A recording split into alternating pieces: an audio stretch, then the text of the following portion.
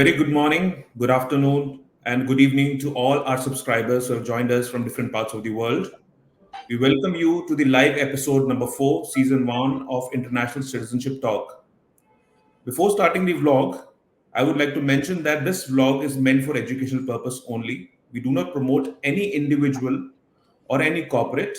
We always recommend that you do your due diligence before making any kind of investment decisions. Today, we have a very special guest with us, Mr. Paresh Karia. He is the CEO of Acquest Advisors. Mr. Karia, welcome. Thank you, Mayank. Thank you for having me. It's a pleasure, sir. So, before we start the vlog, a lot of our subscribers would like to know about your journey of becoming the CEO of Acquest Advisors, how it has been, where were you initially working, and then how you came to the residency and citizenship by investment business altogether. Right. So, Mayank, my transformation or journey into immigration has been quite interesting. I come with a background. I am a chartered accountant by training, and I've been a banker by profession. So, I have worked with leading private banks for more than a decade, and I was on the investment advisory side. I was a part of the private banking with leading banks like HDFC Bank, ICICI Bank, and also had a short stint with the Swiss Bank. So, post my banking career, I mean, post in late 2009 2010, Mhm. decided, me along with one of my dear friend who's also a private banker, we decided to move out from the mainstream banking career to alternate assets, advising on the alternate asset sides. And we set up our own practice to advise on the real estate fund, private equity fund, etc. Mhm. And during this journey, we were approached by somebody from the US who wanted to enter into India and offer the EB5 program. So Okay. this happened in way back in 2018. At that point Mhm. of time, our other practice was doing quite well, but I was quite interested in this program. I found it quite interesting, the EB5 visa program, and so we decided to take a plunge to get into the EB5 visa program. We Mhm. found that it was very much aligned to what we have been doing, the skill Mhm. sets that were required, aligned with the requirement of the program. As you know, the EB5 visa program is one of the most simple in terms of the requirements is concerned. The requirement is very simple. All you need to do is have money for investment. But it Absolutely. is one of the most complex program when it comes to execution and fulfillment. True. Very The true. entire journey takes very long. The documentation is quite complex and extensive compared to other programs. For instance, you have to do a detailed documentation of the source of fund. And I realized that being a chartered accountant, that was to my advantage. I could do the source of fund documentation well. Mhm. The second part and the most important part of the EB5 journey is selecting the right project for investment. And Mhm. that's where I realized that my experience and knowledge, in selecting and advising on the investments, particularly we also used to, as a private bank, I also used to advise clients on private equity investments. And the Mhm. EB5 investments and project selection was something similar. So there Mhm. again, I said that I could, add value over there. And the third part, which is more relevant to clients from India, which is remittance of funds. We always have some restrictions in India. We have to, or when it comes to remittance of funds, you had the LRS scheme and you had to comply with that. And Absolutely. I realized that being a banker, my experience as a banker could come in over there. So I had that kind of a skill set as well.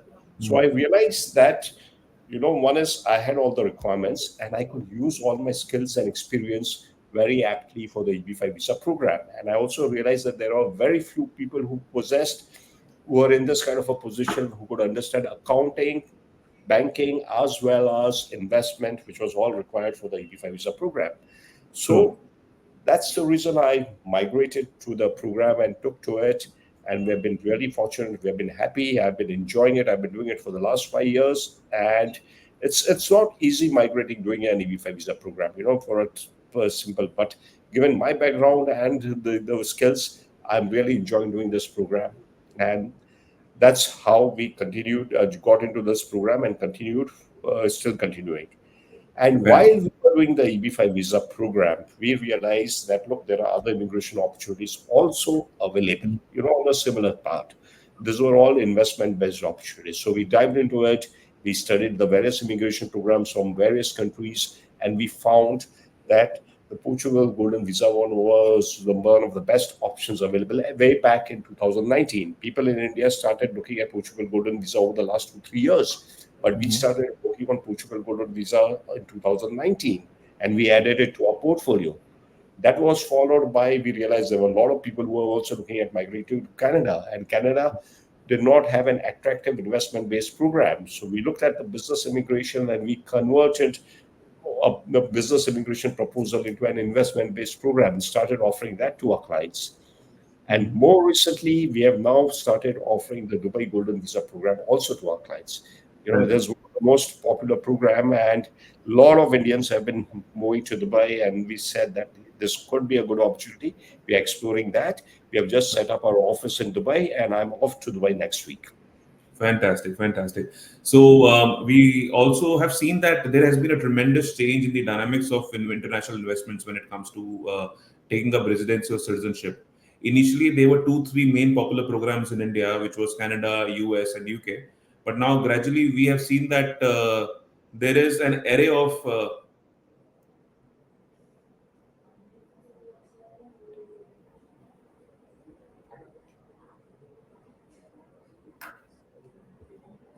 Yes, sorry, Mayank, I lost you. yeah. Is it any better now? Yeah, now I can hear you. Fantastic, not an issue. So that's the technical difficulties of hosting live events. Right. So moving forward, just a quick question to you. Specifically, we have seen that the dynamics of international investments have changed very quickly. There have Right. been a lot of new programs that have been introduced in the market, and it has been seen that the initial favorable investments Right. has been majorly from the perspective of Canada and US. And Right. somehow we have seen new geographies coming in a big way, and specifically the golden visa options that are available for getting the EU access. Right. So understanding that and understanding the topography, what's your take on that as an individual? Because since you have been part of the industry, you have met plenty of clients who have different requirements. How do you suggest them? Which program is more suitable for them compared to the other one? Right. No, you're absolutely right. We have seen that some of this golden visa programs from European countries in particular, and of late, the Dubai Golden Visa program has becoming very popular with Indians now. The Mhm. traditional programs were always there. You had the EB5 visa program, you had the Canada, program, you had UK program, and this migration or popularity, rise in popularity has happened in the last 2 3 years. Primarily, I think a lot has got to do with COVID, for the True. Golden Visa program. So COVID made us realize, that it is two things important, that you need to have freedom, travel, mobility, and flexibility. And Mhm. second is you all need to have a backup plan. You never know what happens, in your country. I mean, not only COVID, post COVID, we have seen the war in Europe, we have seen economic crisis in so many of our neighboring countries, and we have seen climatic change and so many regions getting affected. So people have now begun to realize, especially the high net worth individuals, Mhm. that having a backup plan or having an insurance plan, like it's like having an insurance and having True. a mobility plan, it gives you freedom. You are free to travel wherever you want, whenever you want. And True. COVID has made us realize the value of that particular travel mobility, the freedom Mhm. to travel, and the need to have a backup plan. And the golden visa programs perfectly fit over here. While the Mhm. golden visa programs have been around since about 2012 Mhm. onwards, they only got into popularity, particularly with Indians, not only with Indians, but people all over the world. The True. Americans also realize today the biggest investors in the golden visa programs are the Americans. The Chinese have Interesting. always been investing. The Chinese have always been looking, given the situation in their country, they've always been looking at other programs. But now the Americans have, post COVID, have taken over the Chinese when it comes to golden visa programs. And these programs are also getting popular with Indians, Mhm. right? So Mhm. the reason why they're popular is because the golden visa gives you a right of residency in a particular country without an obligation. So you don't have an obligation to stay there. You, Mhm. it's very simple. You invest money, you buy a property, or you invest in a fund, you get a golden visa. True. With the golden visa comes a right for you to stay in that particular country. Mhm. It also gives you travel mobility. Most of the European golden visa programs allow you visa free travel to Schengen countries. which is Mhm. again very important. We know that for Indians how difficult it is travel to Schengen. You get visa only for a limited period of time. There are long True. waiting queues. So with the golden visa, you are killing two birds at a stone. You get visa-free travel to Schengen countries, plus you have a right to stay in a chosen European country. And to add, the icing on the cake is that with some programs like the Portugal Golden Visa, you can also get citizenship. Mhm. With So the citizenship, specifically, there have been a lot of speculation regarding the Portugal Golden Visa program. I think in between it was also paused for some time. So is that yeah, started again? yes, yes. So there have been a lot of changes in the Portugal Golden Visa program. In fact, with all the Golden Visa programs we are talking, there are a lot of changes which have been happening. So, True. what happens when a program becomes very popular? There are more demand for it, more people queuing up, and when there is more demand, there is some kind of restrictions to put check on that. So the entry barriers also increase, and that's True. what we have seen happening with the Portugal Golden Visa program. Mhm. So the program was earlier. The program was that you had to invest about you know 500,000 euros in a property, and Mhm. it could go as low as to 280,000 with certain type of properties. Mhm. Mhm. Then they changed the program in about 21. In 21, they changed the program. They increased the investment amount for the property investment. They removed the criteria also, so it became difficult for you to buy a property at for 280,000. There were limited options available. So that Of was course. one change that was introduced in 21. However, Mhm. the program continued, and even after the changes were introduced, the program continued to rise in popularity. Mhm. And finally, money kept pouring into real estate in Portugal. And because of internal compulsions, we have seen in the last couple of years, there has Mhm. been rise in the interest rate, rise in inflation, property prices have gone through the roof. And then it became a political issue in Portugal that because foreigners are investing, property prices were going up, and therefore Mhm. you should stop foreigners from investing in property. We don't know to Mhm. what extent it is true, but then it became a political issue, and the government decided to do away with the real estate investment in Portugal. So real Interesting. estate was just one of the options. They always had the other options. You could invest the money in some fund, or you could make a capital contribution. You could invest in some cultural, programs, etc. So all those options were always there. But property investment was the most popular option because it was cheapest and it was easy. All of us love to invest in property. So that Mhm. option has been done away with. But you still have the option of investing in a fund which is 500,000 euros. And my sense is that this is still a good option because when you are investing in a fund, your associated cost is less. When it comes to property, you have to pay the maintenance, you have to pay stamp duty, Of course. registration Of cost, course. etc., etc. While you do get some rental income, but it's not steady, and on that also you have to pay tax. When it comes Absolutely. to that option, the holding cost is minimal. You don't have to pay any stamp duty, registration, maintenance, etc. It's a financial asset. It's like holding shares or some other investments in your demat account, and you also get tax-free income. Plus, there is more transparency and liquidity when it comes to fund. So, in the days going forward, I expect this option to become more popular. It is already very popular with sophisticated and well-informed investors in US. They prefer investing in fund over a property. But in Asia, things are different. We prefer to invest in property. But given the way things are shaping up, I think in the next few days, there will be greater acceptance for fund investment, even from Asia for Portugal. And Portugal will again regain its popularity. I think we have spoken more about Portugal, but I know you have a big buffet of different options available. And Yes. from that perspective, I will combine two questions for you. One is that as an individual, if I plan to do any kind of investments and I have no clues about the different options available in the market, and I come to Right. you and say, I'm looking for a particular piece of advice, and I also want to understand your services, what all you provide to gain that residency or citizenship through investments. So, how do you advise people on what criteria you advise people and what all services you offer? Right. Right. Very important question, Mank.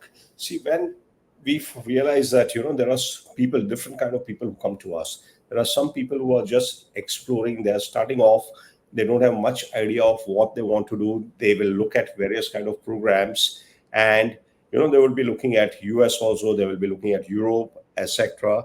Mm-hmm. And there are some people who come to us who are very clear, who have done the homework, they are very clear, they are very specific, and they say that I want to go for this particular program, right? So it becomes easier to deal with the second set of clients. When it comes to first set of clients, we really have to first discuss with them. And we always start with a discussion. First, decide what is your objective. Mm-hmm. Like EB5 is a journey.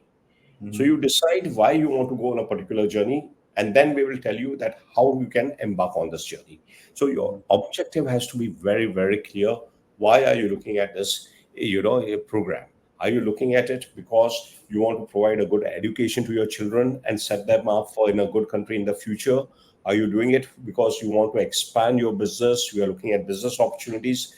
Are you doing it because you want travel mobility? Or are you doing it as just as a backup plan? You don't want to move elsewhere. You want to be in India, but you just want it as a backup plan. Mm-hmm. Or that is the objective that we need to realize. And based on the objective, we can suggest a program. So, for instance, if somebody is looking at providing a good education for the child and setting them up for a good future, I think the EB5 visa program makes more sense because we know that the best place for the education, the best educational institutions, if you look at it, are based in the US, True. right? And True. today the problem is we are facing is that a lot of people who are sending their children to US for education are finding that even after the children are completing the education, they are not able to stay there. They're not able to get the H1B visa. It's so difficult to get H1B visa. It's a lottery system.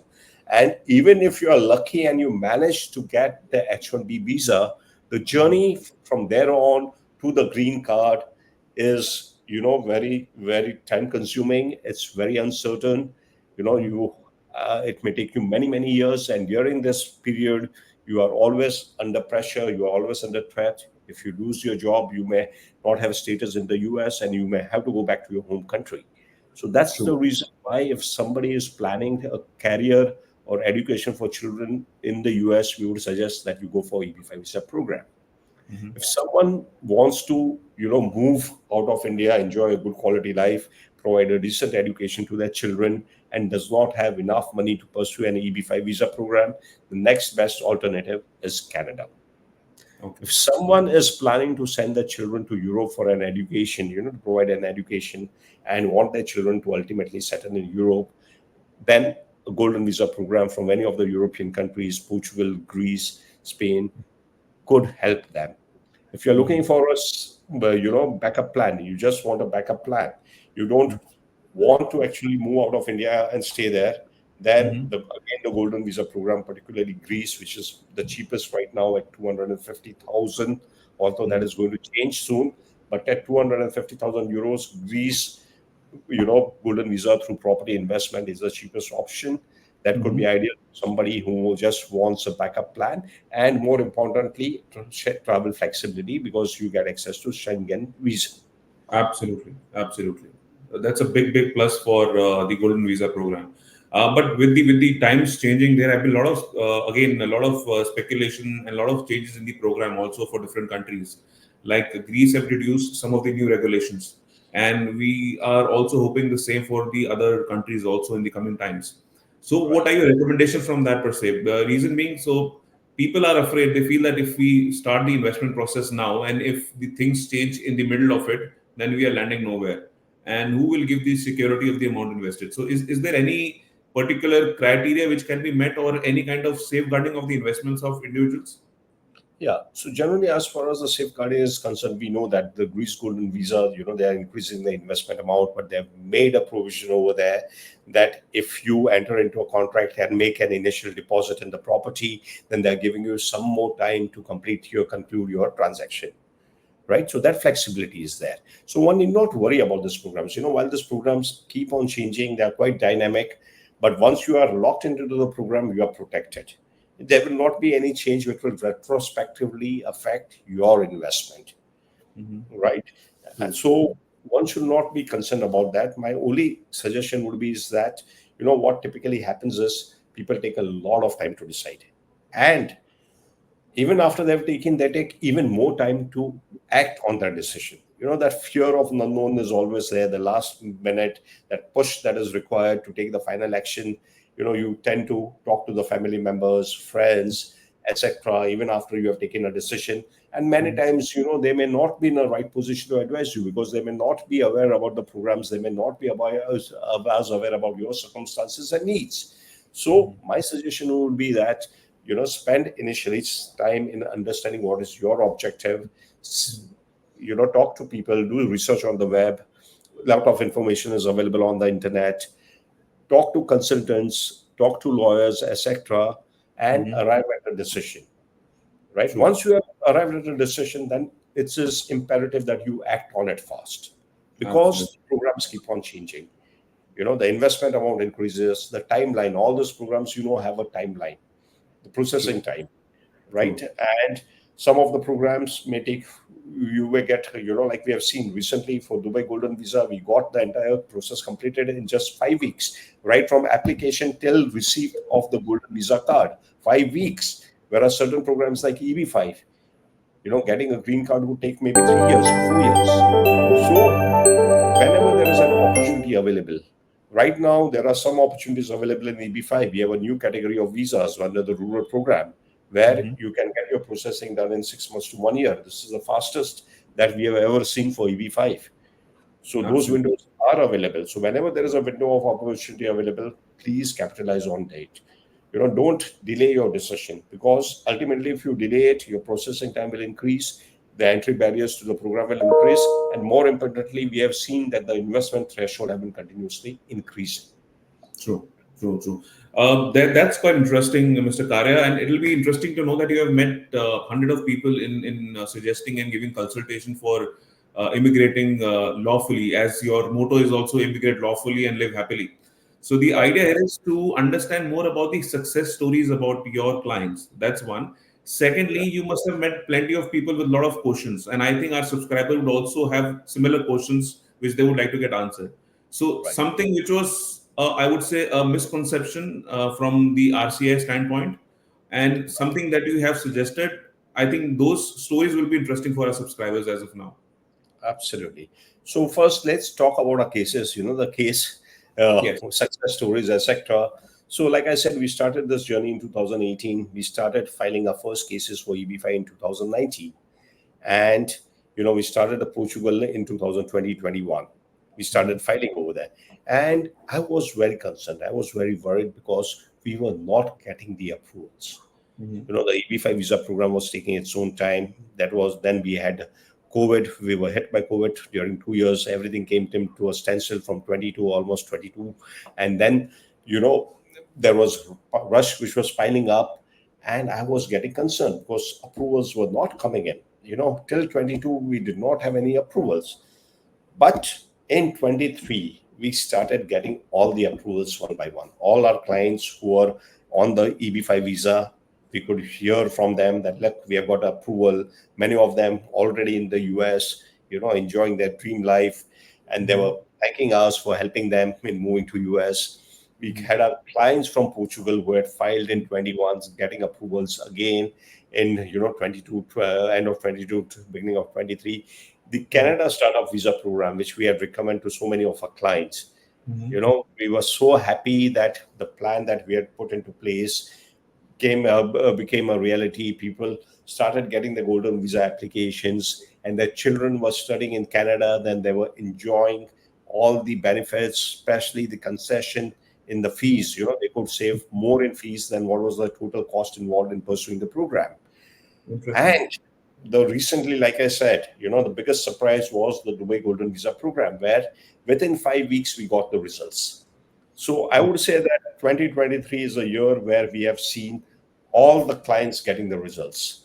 Just Mhm. last week, I got a call from a client in the US, from the lawyer and our partners, that his golden visa application, his EB5 visa application has also been approved.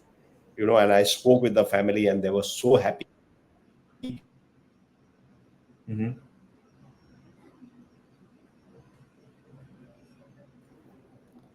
migrating, moving to another country, and when you see that dream getting realized, it's a big thing for everybody, and it gives us a lot of pleasure. Now, coming to your second question, about the myths and what are the most commonly asked questions. I think one of the biggest myths which people have, particularly in India, and this was something which we were hearing more and more, in the early part, maybe 2 years back. Mm-hmm. People used to, use residency and citizenship as synonymously. They Mm-hmm. would consider PR and citizenship as the same thing, whereas Very this two are completely distinct thing. People would say that US ka passport chahiye hame. Now, true. getting a US passport through the immigration program is impossible. Impossible. Absolutely. You get a permanent residency first. You get in countries like US, you get permanent residency. What is permanent residency? Permanent residency will give you a right to stay in the particular country and enjoy all the benefits. Mm-hmm. However, you don't get a passport to that country and you don't get the right to vote. Other than that, most of the benefits are available under permanent residency and citizenship. But True. people were not able to understand that.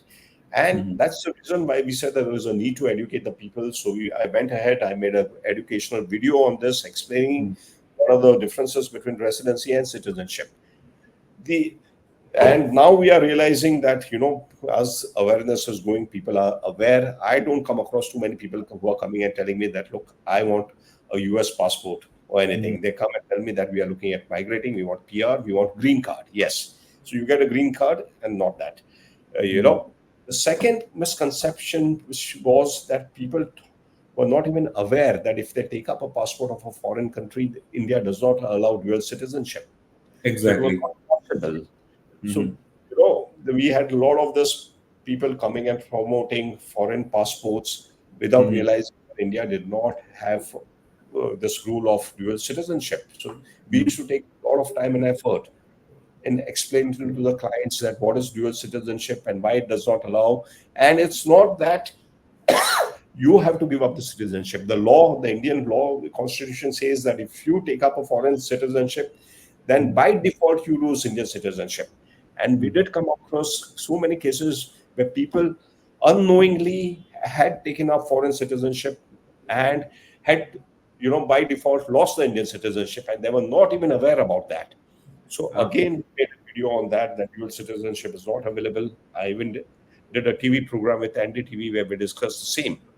Mm-hmm. So two have been some of the biggest myths, with regard to citizenship and residency. And I'm glad that over a period of time, people are now getting more educated and understanding it, and we are getting less of these questions now.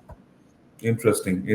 That's pretty evident actually. Even since 2015, when we started off with the different programs, residency, citizenship, investments in India, asking people to migrate abroad also. That was one of the very common questions that they have. They had no clues about the difference between the residency and citizenship. I think you were pretty much bang on the fact that that differentiation needs to come first before actually making any decisions. So now Exactly. we always talk about the due diligence perspective for an individual to make any decision. Now, can you just help them to understand what are the step-by-step options or step-by-step procedures for doing the due diligence for any of the programs they plan to invest in? Right. Right. So this is a very important question. So when we are talking about residency and citizenship by investment, like we said, this most of these programs are very easy. All you need to do is have money. True. But the difficult part is having money and where do you invest it? What is the right place to invest? And this is a concern which most of the people have. They don't have concern with the money. They have the money, but they are concerned where are they going to invest? Is their money safe? You are investing with an unknown person in a new country. Not How do agree, you of manage course. your investments? So this is the biggest apprehension which people have. And yes, and that's where we come in. We have to play a role over there. Like I said, I have been used to it. I've been doing due diligence on investment in my days as a private banker.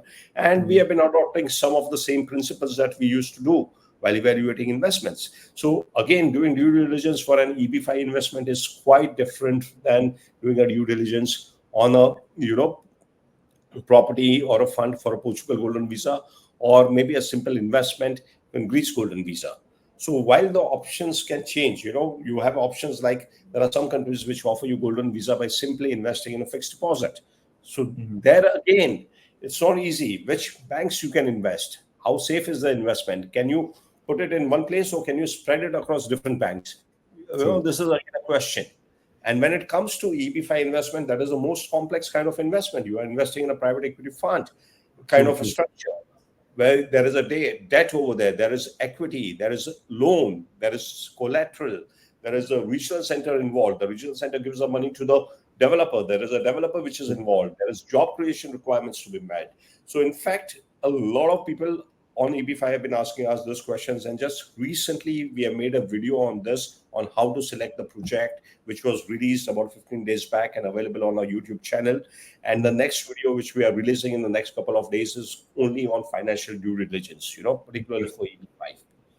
So, of course, when it comes to property, again, you have to look at various aspects. You have to understand the property market in that particular geography and dive deep into it and look at various aspects. So, generally, we also don't claim to be an experts on the global market. Well, we work very closely with our partners overseas.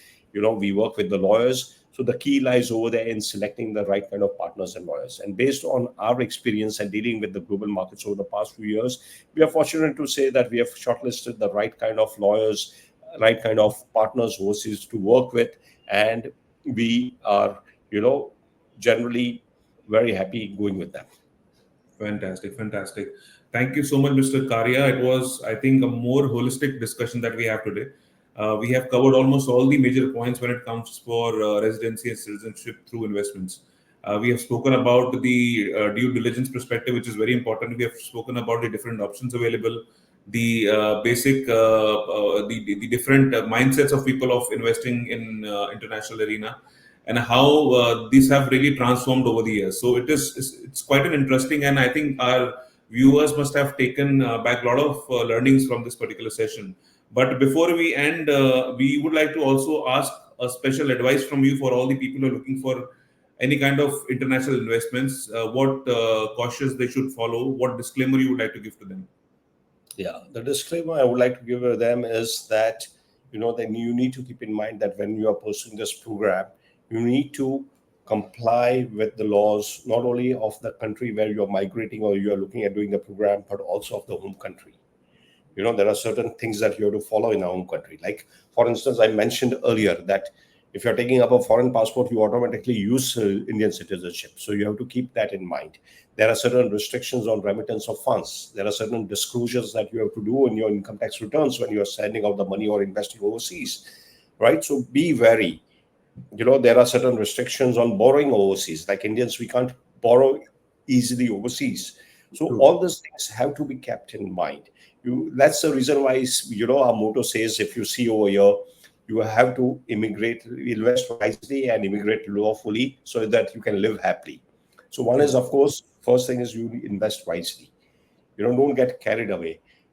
Fortunately, we are seeing that Indian investors ask a lot of questions compared to many other, compared to Chinese investors or investors from Vietnam and other countries, because we know English, we understand English, and we are able to communicate and ask the right questions. So do that, do your due diligence, spend a lot of time in due diligence in selecting the right kind of investment, ensure that you tick mark all the boxes, in your home country as well as foreign country, and above all, keep in mind what is your objective.